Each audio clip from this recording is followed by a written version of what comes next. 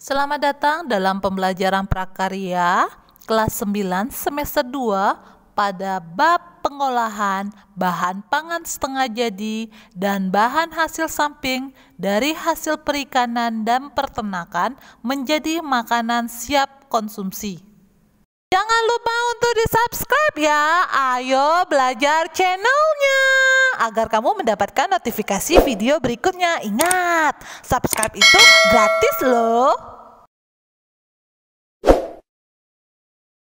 Perhatikan gambar berikut. Terbuat dari bahan dasar apakah gambar tersebut? Apakah kamu pernah mencoba makanan tersebut? Bagaimana menurut pendapatmu makanan tersebut? Kekayaan bahan pangan bumi Indonesia berlimpah ruah. Keanekaragaman sumber pangan yang sangat potensial tersebut meliputi pangan nabati dan hewani. Pangan hewani tersebut meliputi produk perikanan dan peternakan. Produksi perikanan dan peternakan di Indonesia cukup tinggi. Begitu pula dengan bertambahnya penduduk, kebutuhan akan produk perikanan dan peternakan sebagai sumber protein terus meningkat. Oleh karena itu, untuk mempertahankan mutu olahan pangan diperlukan teknik pengolahan pangan perikanan dan peternakan yang baik, baik itu dengan teknik tradisional maupun modern.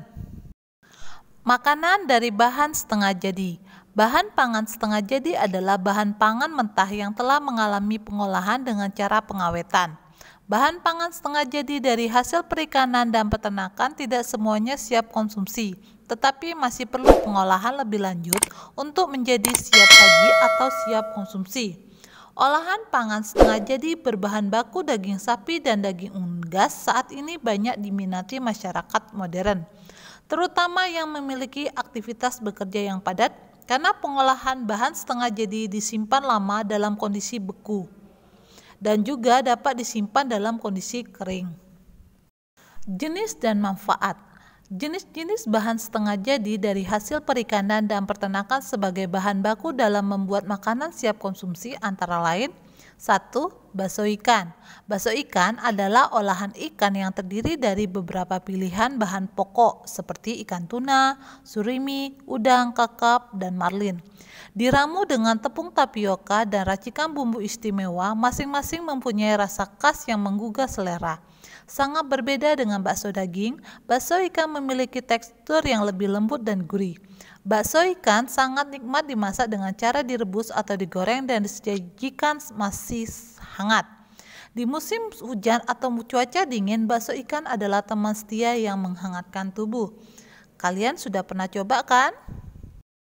Dendeng cumi. Dendeng adalah makanan kering sebagai salah satu produk awetan yang diolah secara tradisional hingga modern dan sangat populer di masyarakat Indonesia. Lembaran daging cumi-cumi diberi campuran gula, garam, dan bumbu-bumbu lain kemudian dikeringkan. Selain rasanya yang gurih dan lezat, dendeng cumi-cumi juga merupakan makanan tradisional yang kaya akan kandungan gizi seperti protein, mineral, kalsium, fosfor, dan besi, serta memiliki kelebihan, yaitu masa simpannya lebih lama. Dendeng cumi merupakan hasil olahan laut yang cukup banyak memiliki penggemar, sehingga mudah diperjualbelikan di pasar tradisional, supermarket, atau penjualan dengan sistem online. Terasi udang. Terasi udang atau disebut juga belacan termasuk hasil olahan setengah jadi dari bahan udang. Jenis udang yang biasa digunakan untuk membuat terasi adalah udang rebon atau udang yang berukuran kecil. Terasi berbentuk seperti pasta atau adonan dan berwarna hitam kecoklatan. Kadang diberi bahan pewarna merah sehingga ada yang berwarna kemerahan. Udang rebon yang telah direbus lalu digiling dan ditambahkan garam, kemudian difermentasikan atau diragikan, lalu dijemur agar kadar air menjadi rendah, kemudian digiling kembali hingga dapat dibentuk menjadi bentuk-bentuk umum terasi. Produk ini memiliki bau yang sangat tajam. Biasanya terasi digunakan untuk membuat sambal. Dapat juga digunakan untuk membuat kerupuk terasi atau sebagai bumbu atau bahan penyedap masakan dalam beberapa masakan di Indonesia. Tepung rumput laut. Salah satu cara pengolahan atau pengawetan rumput laut yaitu dengan mengolahnya menjadi tepung. Dengan pengolahan menjadi tepung keraginan rumput laut akan sangat bermanfaat di samping lebih praktis dalam penggunaan dan penyajiannya, juga memudahkan dalam hal pengemasan dan pengangkutan. Tepung keraginan rumput laut ini sangat besar peranannya, terutama sebagai stabilisator atau pengatur keseimbangan, thickener, bahan pengental, gelling agent, pembentuk gel, pengemulsi, dan lain-lain. Sifat ini banyak dimanfaatkan oleh industri makanan, obat-obatan, kosmetik, tekstil, cat, pasta gigi, dan industri lainnya. Telur asin. Telur asin adalah masakan yang berbahan dasar telur dengan cara diawetkan melalui cara diasinkan. Diberikan garam berlebih untuk menonaktifkan enzim perombak. Kebanyakan telur yang diasinkan adalah telur itik, meski tidak menutup kemungkinan untuk telur-telur lainnya seperti telur bebek. Di Indonesia, terutama di Pulau Jawa, telur asin biasanya memiliki ciri khas cangkang telur berwarna hijau kebiruan. Telur asin yang memiliki berkualitas tinggi memiliki ciri-ciri bagian kuning telur berwarna agak kemerahan, kering jika digigit, tidak mengeluarkan cairan, tidak menimbulkan bau amis, dan rasa asin tidak menyengat, tekstur berminyak. Dendeng daging. Dendeng adalah daging yang dipotong tipis menjadi serpihan yang lemaknya dipangkas, dibumbui dengan saus asam, asin, atau manis dengan dikeringkan di api kecil atau diasinkan dan dijemur.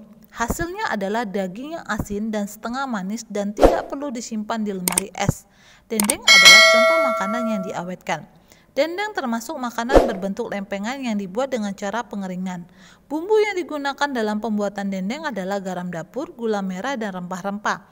Garam dapur merupakan bahan pemberi cita rasa dan pengawet pada makanan karena dapat menghambat pertumbuhan jasad renik. Kornet. Kornet daging berbentuk gilingan daging halus yang berbumbu. Produk ini tersedia dalam kemasan kaleng atau saset. Dengan diproses menjadi kornet, masalah penyimpanan daging sapi segar dapat diatasi. Agar awet, daging sapi segar memang harus disimpan pada suhu dingin atau suhu beku. Akibatnya menjadi tidak praktis apabila akan digunakan. Sedangkan daging sapi segar yang telah diproses menjadi kornet kemudian dikalengkan dapat disimpan pada suhu kamar sekitar 2 tahun. Daging kornet dapat dihidangkan sebagai campuran perkedel, telur dadar, mie rebus, pengisi roti, serta makanan lain. Keju. Keju terbuat dari susu sapi, susu kerbau, maupun susu kambing. Teksturnya lembut dan rasanya creamy. Keju dibuat dengan memisahkan zat-zat padat dalam susu melalui proses pengentalan dengan bantuan bakteri atau enzim tertentu. Hasilnya kemudian dikeringkan, diproses, dan diawetkan dengan berbagai cara. Produk keju banyak variasinya tergantung dari jenis susu, metode pengentalan, dan proses pembuatannya. Produk bahan pangan setengah jadi dari susu lainnya adalah susu bubuk dan yogurt. Sampai jumpa di pembelajaran berikutnya. Bye!